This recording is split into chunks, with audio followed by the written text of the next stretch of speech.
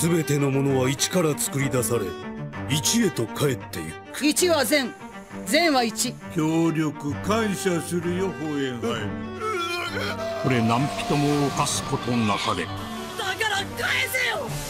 たった一人の弟なんだよ。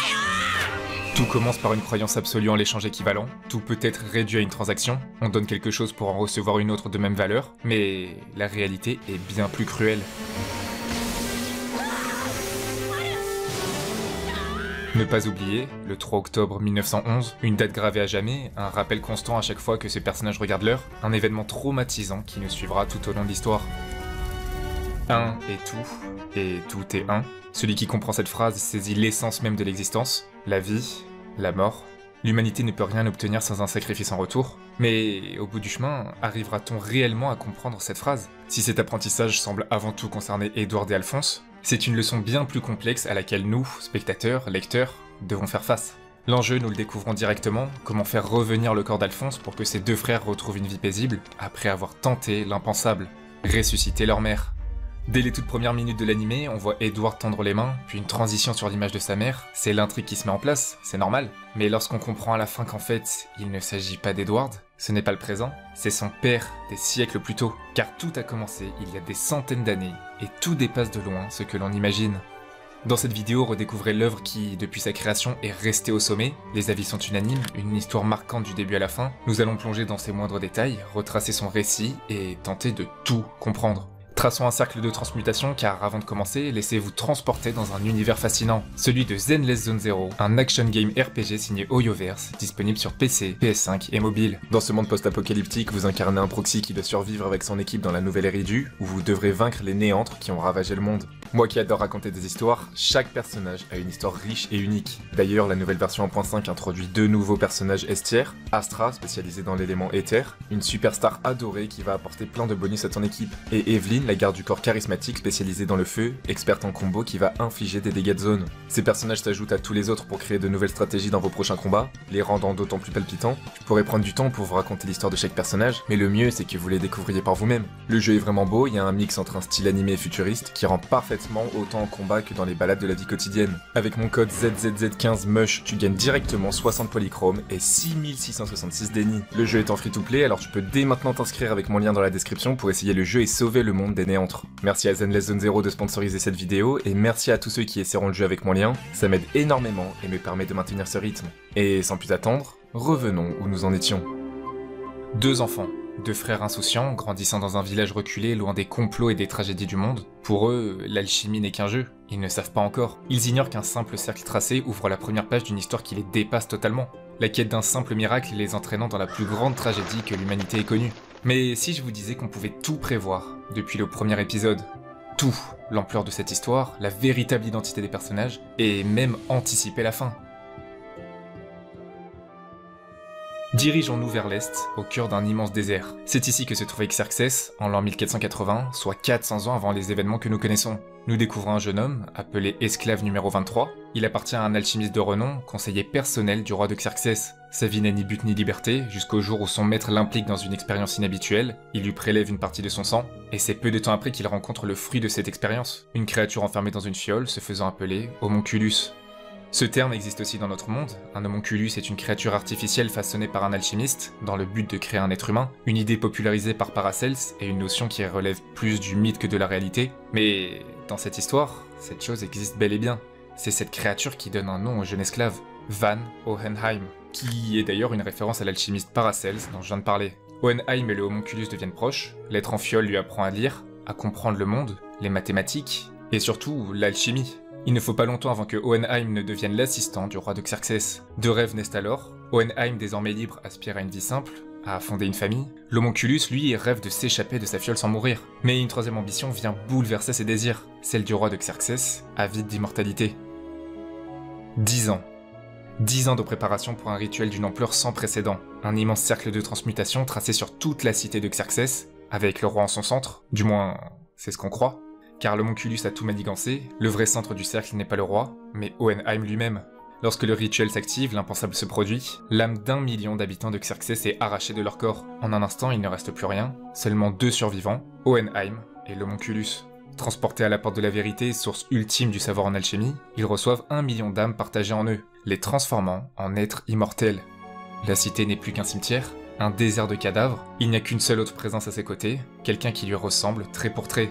L'homonculus est libéré de sa fiole, et désormais, il a pris l'apparence de Hohenheim.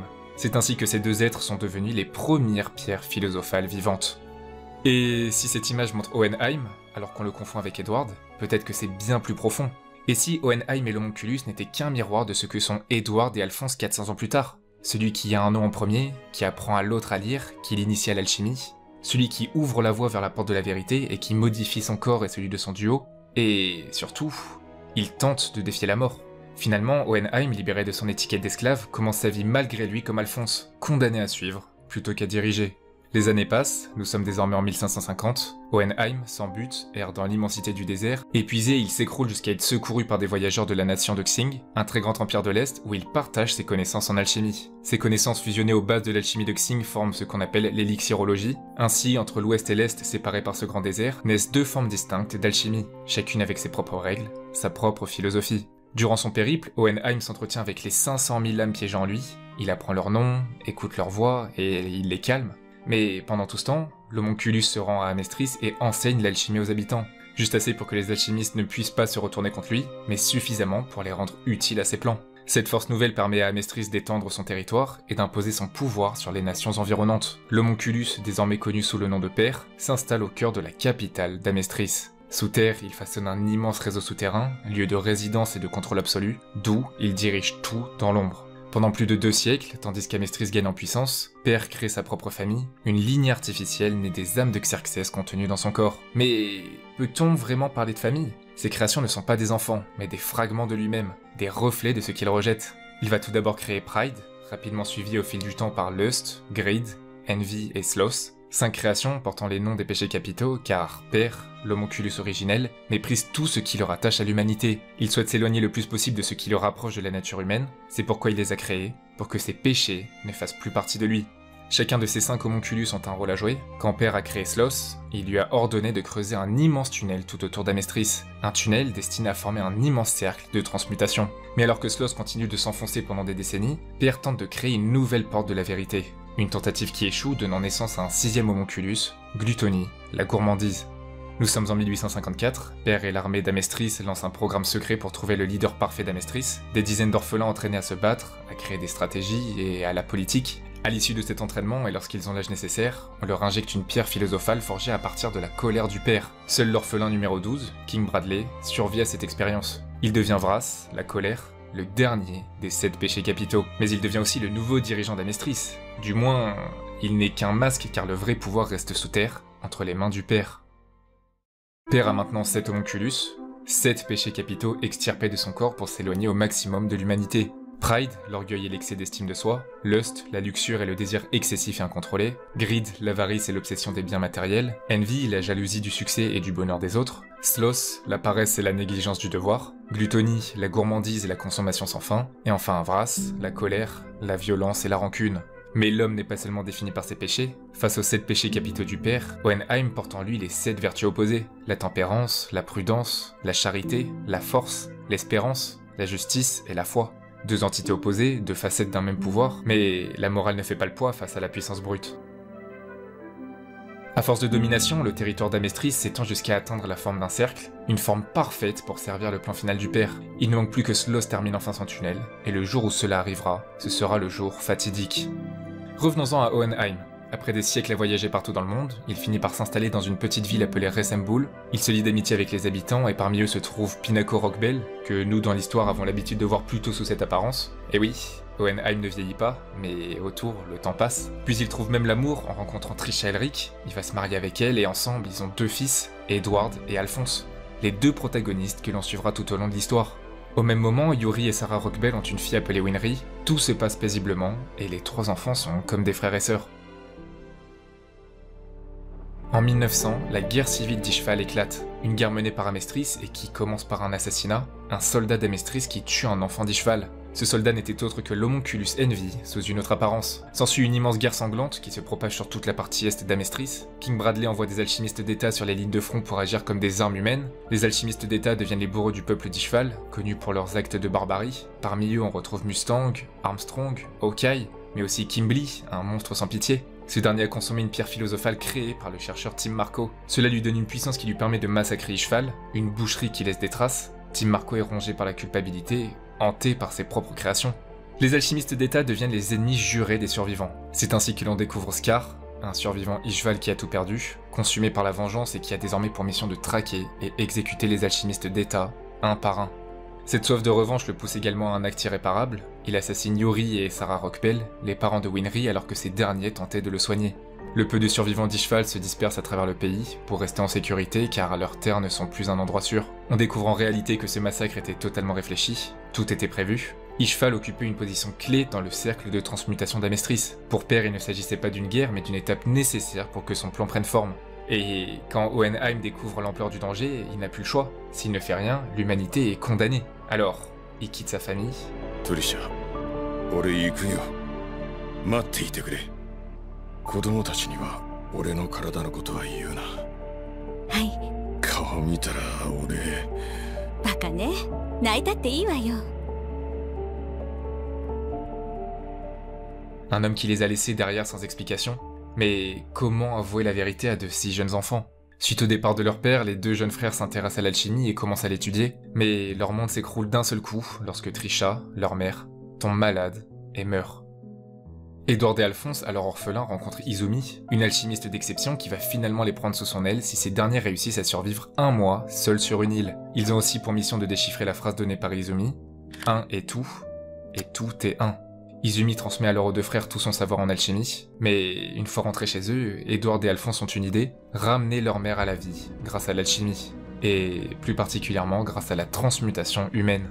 Mais avant d'entrer dans le détail de cette pratique interdite, comprenons exactement comment fonctionne l'alchimie, cette faculté qui semble si simple à première vue. Dans l'alchimie, il y a 3 principes de base. L'analyse, comprendre la structure et les propriétés d'un matériau à transformer. La déconstruction, utiliser l'énergie pour décomposer la structure du matériau et pouvoir le modeler. Et la reconstruction, poursuivre le flux d'énergie pour reformer le matériau dans la forme souhaitée. Cette science obéit à un principe fondamental, l'échange équivalent. Il faut conserver la masse, c'est-à-dire que tu ne peux pas créer de l'énergie et de la matière à partir de rien. Par exemple, pour créer un objet d'1 kg, il faut au moins 1 kg de matière à la base. Mais il faut aussi que l'élément qui compose le matériau soit le même que celui du matériau initial. Pour avoir des lingots d'or, il faut un objet en or à la base. Tout doit être compensé, équilibré, échangé. L'énergie qui alimente l'alchimie provient des changements dans la croûte terrestre, tremblements de terre, éruptions volcaniques. Et enfin, pour activer une transmutation, il faut un élément clé, un cercle de transmutation. Qu'il soit dessiné à la main, gravé sur un objet ou tatoué sur un corps, il est indispensable. Le rituel commence, tout est réuni, le cercle est tracé et l'alchimie s'active. Mais au lieu de ramener leur mère, tout bascule dans l'horreur. Edward perd sa jambe, tandis qu'Alphonse disparaît entièrement, et dans un dernier acte désespéré, Edward sacrifie son bras droit pour l'âme de son frère et la scelle dans une armure vide. Ils n'ont rien récupéré, ils ont seulement perdu encore plus. Alphonse n'est désormais qu'une âme enfermée dans du métal, il ne peut plus manger, il ne dort pas, il ne ressent ni le vent, ni la chaleur, ni le froid. Une solitude absolue, tout ça parce qu'ils ont refusé d'accepter la mort. Alors, la mission principale pour Edward et Alphonse est de retrouver le corps du petit frère. Petits, ils se battaient pour des bonbons comme des gamins innocents, et désormais ils vont devoir se battre pour bien pire, un chemin sans retour en arrière. C'est alors que Roy Mustang et Lisa Hawkeye sont introduits dans l'histoire. Ils arrivent à Russamboul pour recruter Edward comme alchimiste d'État. Un alchimiste d'État travaille pour l'armée d'Amestris et sont reconnaissables par leur montre de poche, symbole de leur statut. Et pour Edward, cette montre est bien plus qu'un simple insigne. Ne pas oublier le 3 octobre 1911. Cette date où Edward et Alphonse ont brûlé leur maison de famille pour laisser le passé derrière. Edward accepte de les rejoindre, mais il lui manque un bras et une jambe, et c'est ainsi que Pinako et Winry interviennent, usant de leur connaissance en automail pour recréer ses membres en métal. D'ailleurs, si vous n'aviez pas remarqué, le lieu où Winry et Pinako se trouvent, c'est Ressemboul, qui ressemble phonétiquement à Reassemble, en anglais, qui veut dire réassembler. Un clin d'œil subtil. À chaque fois qu'Edward revient, c'est pour se faire réparer, réassembler. Après de nombreux entraînements, Edward parvient finalement à obtenir son titre, Full Metal Alchemist. Et là, on va entrer dans le vif du sujet, parce que l'histoire commence maintenant. Sauf qu'ici, dans le cadre de cette vidéo, on a tout en tête. Les différents enjeux autour de cet objectif, les antagonistes et surtout, le véritable ennemi. Alors quand on découvre ce tout premier épisode avec l'alchimiste Isaac McDougall, un ancien alchimiste de l'armée d'Amestris qui souhaite détruire Central en activant un grand cercle de transmutation, en réalité, c'était sous nos yeux. Lorsque le cercle s'active, nous voyons Père ouvrir les yeux, alors qu'on n'a aucune idée à ce moment-là de qui il s'agit, que cette personne orchestre tout dans les souterrains, on sait pas du tout qui il est. Et dès que ce cercle se désactive, il ferme les yeux. L'antagoniste final de l'œuvre était montré dès les toutes premières images, alors qu'il est introduit bien plus tard. D'ailleurs, ses yeux qui s'ouvrent à cet instant précis, c'est parce que c'est lui qui contrôle l'alchimie. Et on comprend maintenant pourquoi c'est Vras, la colère, King Bradley, qui intervient pour arrêter McDougall, parce que c'est pas juste le dirigeant d'Amestris, c'est un homonculus sous les ordres du père. D'ailleurs, si on analyse en profondeur, on comprend que McDougall était un des seuls au courant du plan final. Lorsque Maes Hugh remet le rapport à Mustang, on apprend que McDougall connaissait l'élixirologie de Xing, une science inconnue jusque-là par les alchimistes. 秦国の練炭術。そういうものがあるらしい。正直俺にはさっぱりだが。知ってるか？いや、初耳だ。Les seuls autres personnages qui connaissent cette technique sont Hohenheim et le frère de Scar. Deux personnages qui sont au courant avant tout le monde que le plan final consiste en un cercle de transmutation modifié à l'échelle du pays. De plus, les habitants de Xing sont les seuls à percevoir qu'il y a quelque chose qui cloche grâce à leur capacité à ressentir le pouls du dragon, condition préalable pour pratiquer l'élixirologie. Et ainsi, McDougall était au courant. Et on le comprend, c'est la raison pour laquelle il a démissionné de l'armée d'Amestris, pour ensuite tenter de détruire Central. C'est un personnage secondaire insignifiant, mais qui en réalité en savait bien plus que tous les protagonistes. Plus tard, Mustang envoie les frères Elric rencontrer Shaw Tucker, un alchimiste d'état spécialisé dans les chimères qui pourrait les aider dans leurs recherches pour retrouver leur corps, mais cette rencontre n'était en fait que l'introduction d'à quel point l'alchimie est une science capable de construire, mais aussi de détruire. Tucker fait une transmutation de sa fille Nina et de son chien Alexander, résultant en la création d'une chimère monstrueuse, l'un des moments les plus marquants et traumatisants de l'œuvre.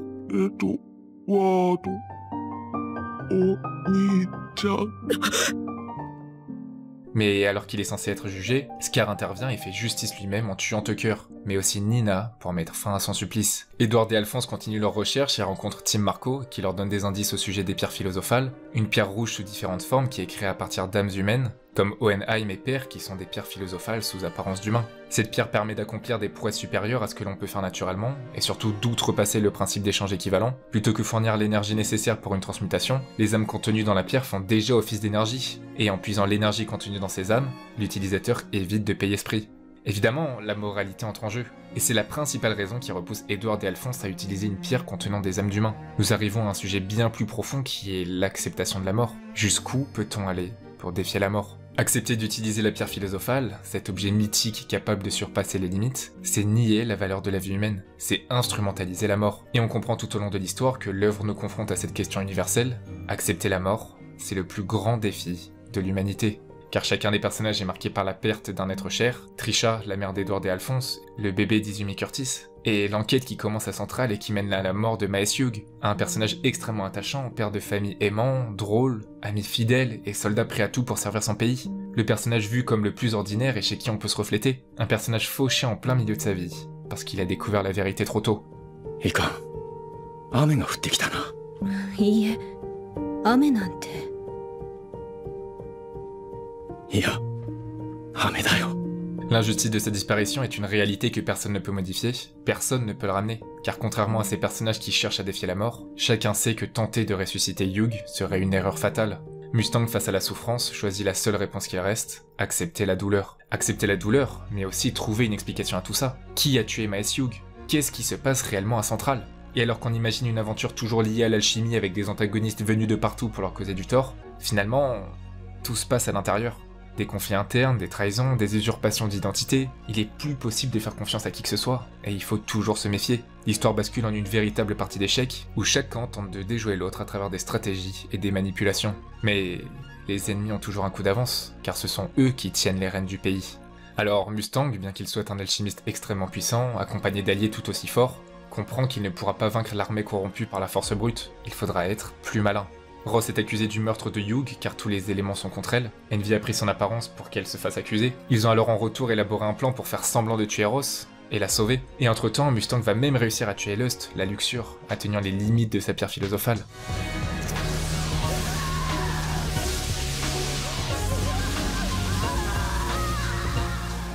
Selim se montre à Hawkeye comme étant Pride, un homonculus, Et ainsi, le danger est bien plus présent qu'il ne l'imaginait. Mais comment prévenir les autres, sachant qu'ils sont constamment surveillés? Elle va alors le révéler discrètement à Mustang en listant des ingrédients, qui avec chaque première lettre indique que Selim est un homunculus. Bien sûr, King Bradley, stratège redoutable, a également un coup d'avance. Il va muter toutes les potentielles menaces dans des endroits différents pour les diviser et les isoler, tout en surveillant au plus près Mustang et Hawkeye. Ils vont malgré tout réussir à s'échanger des messages pour agir le jour promis, et, comme une partie d'échecs, finir en prenant le roi pour remporter la partie. Évidemment, il se passe bien plus de choses dans lesquelles je n'entrerai pas en détail, mais il faut quand même que je développe certains points. Alors que Greed a été retrouvé à Dublis, là où Edward et Alphonse se rendaient pour voir Izumi, il est éliminé par King Bradley. Greed est ramené à Père, qui va pouvoir l'injecter dans un autre corps. C'est également ici qu'ils vont rencontrer Ling Yao, prince de Xing en quête de la pierre philosophale pour l'immortalité, et c'est ainsi qu'il rejoindra le groupe pour aider Edward et Alphonse. Alors qu'Edward retourne à Resambul pour rendre visite à la tombe de sa mère, il va croiser Hohenheim, son père, pour la première fois depuis qu'il les a quittés. Évidemment, Edward le déteste et le considère plus comme son père, mais c'est lui qui confirmera d'ailleurs que le corps qu'ils ont tenté de ramener n'était pas celui de leur mère. Ce qui signifie que le corps d'Alphonse, lui, est toujours quelque part. Tout n'est pas perdu. Alors qu'une bataille éclate car Gluttony veut venger la mort de Lust, il finit par dévorer Edward, Ling et même Envy. Alphonse profite de la situation pour le manipuler et le diriger vers Père. Ils réussiront à sortir du corps de Gluttony et se retrouveront tous face à Père. Et Ling montre sa soif d'immortalité, motivant Père à lui donner la pierre philosophale de Greed. Il devient un homunculus, avec Ling qui résiste au fond de lui. Une alliance se forme finalement, avec des personnages ennemis à la base comme Winry, Marco, Scar, Mei. D'ailleurs, j'ai pas beaucoup parlé de Mei, mais elle a un rôle absolument crucial tout au long du périple grâce à ses connaissances accrues en élixirologie de Xing. En unissant leurs forces et leurs connaissances, mêlées à de l'élixirologie et aux recherches du frère de Scar, présente sur son bras, il découvre un moyen de contrer l'immense cercle de transmutation que Père veut mettre en place. Même Hohenheim se joint au groupe, et après 400 ans de préparation, le jour premier arrive enfin. Sloth termine son tunnel, c'est le jour fatidique pour Père, mais aussi pour tous les autres.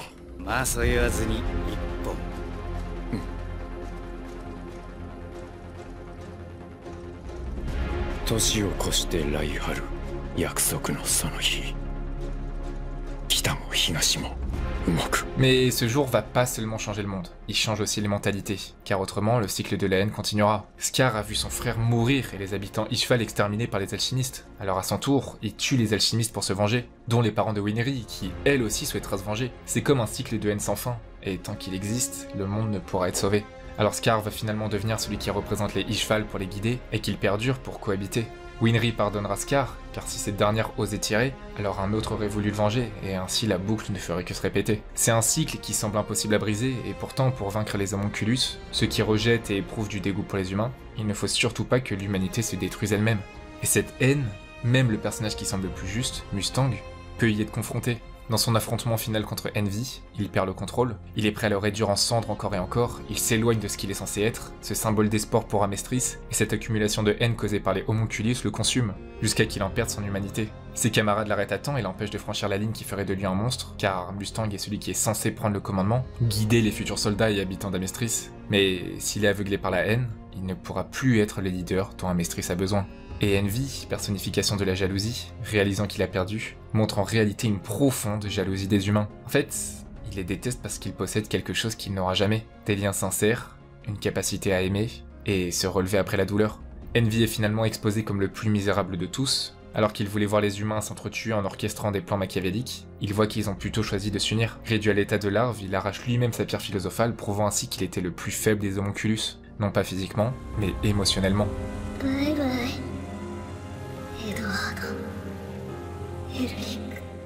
Voici où nous en sommes, le groupe est plus uni que jamais, ils ont bien pris soin de ne tuer aucun soldat humain pour leur prouver que ce ne sont pas eux le danger, mais plutôt King Bradley et les autres homunculus. Ils parviennent d'ailleurs à révéler la vérité au peuple. Alors, il reste Père, Pride qui a tout juste dévoré Gluttony, Vras et Greed. Mais tant que Père est vivant, il contrôle tout. La dernière étape de son plan nécessite 5 humains pour ouvrir la porte de la vérité. La condition est que les 5 doivent avoir vu la porte au préalable. Edward, Alphonse, Hohenheim et Izumi, ils l'ont vu cette porte. Mais qui peut bien être le 5e humain sacrifié? Qui d'autre a vu cette porte? C'est ainsi que Vras force Mustang à réaliser une transmutation humaine. Il est forcé à ouvrir la porte de la vérité et à regarder à l'intérieur.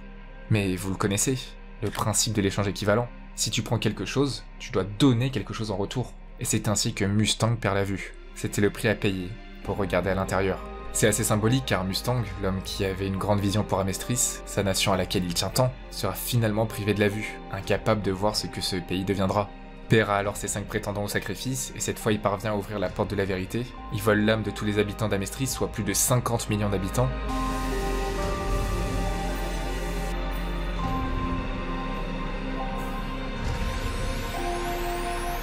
C'est comme Xerxes, mais cette fois à une échelle bien plus grande. Père obtient alors les connaissances absolues en alchimie et devient un être parfait, prétendant même remplacer le créateur de toute chose.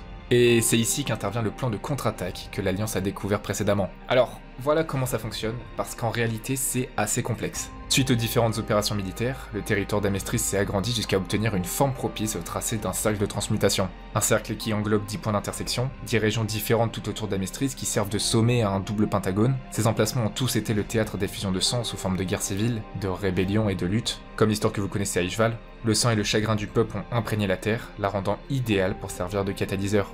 Mais en plus de ça, il y a un autre cercle de transmutation formé au cœur de Centrale, par le biais de 5 laboratoires dont j'ai pas encore parlé. Des laboratoires d'alchimistes se trouvant aux limites de Centrale, et parmi ces laboratoires, il y a le numéro 5 qui a été déclaré fermé, et où Edward s'est rendu pour mener son enquête. On comprend en fait que ce laboratoire était à côté d'une prison, lieu propice à la récolte d'âmes de condamnés à mort, ingrédient de la pierre philosophale. Mais c'est pas tout, ces 5 laboratoires forment les coins d'un pentagone qui entoure Centrale. Il se trouve alors sur un grand cercle qui constitue la couche intérieure du cercle de transmutation nationale. Ce cercle qui entoure uniquement Centrale servait justement à transporter les alchimistes qui ont tenté une transmutation humaine, transportés devant Père dans les profondeurs afin de devenir des sacrifices humains. Et en plus de toutes ces conditions, le rituel doit avoir lieu au moment d'une éclipse solaire totale. Ces nombreux moments où nous voyons la lune depuis le début de l'œuvre relient en quelque sorte les spectateurs aux événements finaux de la série. Un plan orchestré pendant 400 ans. Mais le plan d'élixirologie pour la contre-attaque, le cercle inversé, consiste à se superposer au cercle existant, pour extraire l'énergie du centre vers 5 points spécifiques sur la bordure du cercle. Le cercle du père emmène l'énergie de l'extérieur vers l'intérieur, vers lui, tandis que le cercle inversé, la contre-attaque, emmène l'énergie de l'intérieur vers l'extérieur, pour l'éloigner du père. Ces efforts acharnés neutralisent la couche d'énergie de la pierre philosophale, annulant la capacité de Père à sceller et limiter les pouvoirs de l'alchimie. Évidemment, les combats éclatent, Scar contre Vras qui finit par mourir, Pride contre Edward qui se solde en une victoire d'Edward, un sacrifice de Hohenheim pour protéger ses fils contre une attaque du père. Tout le monde se bat de manière intense. Et même Greed dans le corps de Ling qui finit par se faire tuer par Père. Père ne meurt toujours pas car il est bien trop résistant, cependant il a presque épuisé la pierre philosophale en lui. Edward perd son automail du bras droit faisant qu'il ne peut plus utiliser la chimie, la situation est désespérée. Alors, pour sauver son frère et réparer la situation, d'un élan de courage, Alphonse, suivant le principe de l'échange équivalent, sacrifie son âme contre le bras d'Edward.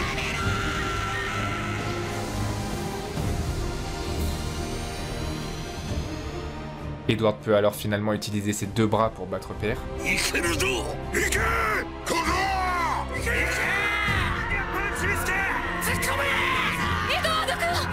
Et il est envoyé devant la porte où il rencontre la vérité. Là, son châtiment est scellé. Alors on comprend cette phrase, un est tout, et tout n'est qu'un. Mais aussi on comprend la vérité, car on parle de cette porte de la vérité depuis le début. Mais cette vérité, qu'est-ce que c'est? Alors que la réponse d'Edward disait que c'était les humains qui sont petits et qui font partie de quelque chose de bien plus grand comme le monde ou l'univers, mais également que le tout ne peut pas exister sans ses petites parties, chaque individu, aussi insignifiant soit-il, a sa place et sa valeur. La vérité est en fait une force qui relie tout ce qui existe. La Terre elle-même possède sa propre porte de la vérité, tout est connecté, et rien ne peut exister en dehors de tout. Alors qu'Ampère a été confronté à la vérité, celle-ci lui reproche de ne pas avoir cru en lui-même, dans le sens où il n'a jamais accepté sa propre nature. Il veut se débarrasser de ses péchés, mais ses péchés faisaient partie de lui, et en s'en débarrassant, alors qu'il pensait s'améliorer, au contraire, ça l'affaiblissait, et rejetait une partie de son existence. Sa punition est logique, il voulait se séparer du tout, pour devenir un être au-dessus de tout, ce qui va à l'encontre des lois fondamentales de l'univers. La vérité le prive alors de tout, et le renvoie dans le néant. Après ce combat, Edward décide d'utiliser la transmutation humaine pour la toute dernière fois, il se retrouve devant la porte, et comprend ce qu'il doit faire. Un ultime échange équivalent. Edward sacrifie toutes ses compétences en alchimie pour récupérer son frère. Il ne sera plus jamais alchimiste. Quand on le voyait au tout premier épisode face à MacDougall et qu'il parlait de leurs erreurs suite à la transmutation humaine, Edward ripostait sans utiliser ses pouvoirs d'alchimie. C'était comme un présage du futur qui disait qu'il finirait sans ses pouvoirs, comme 2 frères innocents qui peuvent enfin vivre une vie normale. Mais alors, pourquoi Edward a réussi quand il était face à la vérité, contrairement à Père? Tout simplement car il a accepté sa condition humaine. La vérité lui demande s'il est prêt à s'abaisser à n'être qu'un simple humain, et Edward répond que c'est ce qu'il a toujours été. Il comprend qu'il n'a pas besoin d'alchimie, et ce qui compte vraiment, c'est pas les pouvoirs, mais les liens qu'il a avec les autres. En acceptant de sacrifier son alchimie, il prouve qu'il ne cherche pas la puissance, mais l'équilibre et l'acceptation de lui-même. Un est tout est un, c'est la clé de l'histoire. Personne ne peut exister indépendamment de l'ensemble, et tenter de se détacher du cycle naturel mène à la destruction. Hohenheim peut désormais mourir en paix à côté de la tombe de sa femme, heureux de savoir que ses enfants le considèrent enfin comme un père, et qu'ils ne vivront plus dans un monde menacé par les homonculus. Mustang prend le pouvoir et devient le nouveau dirigeant, recouvrant la vue grâce à une pierre philosophale. Ishval est en reconstruction pour réparer les erreurs du passé. Edward et Winry se marient et ont même un enfant. Et Alphonse retrouve une vie normale. Il va même se rapprocher de May. Ils n'étaient que 2 enfants fascinés par l'alchimie, croyant pouvoir défier l'impossible. Mais après tant d'épreuves, ils ont compris. C'est pas l'alchimie qui leur permettait d'avancer. On en revient à cette toute première phrase que j'ai prononcée durant la vidéo. Tout commence avec une croyance absolue en l'échange équivalent. Les 2 frères pensaient que tout devait s'échanger à valeur égale. Mais au final, on apprend que les choses les plus précieuses se donnent sans rien attendre en retour.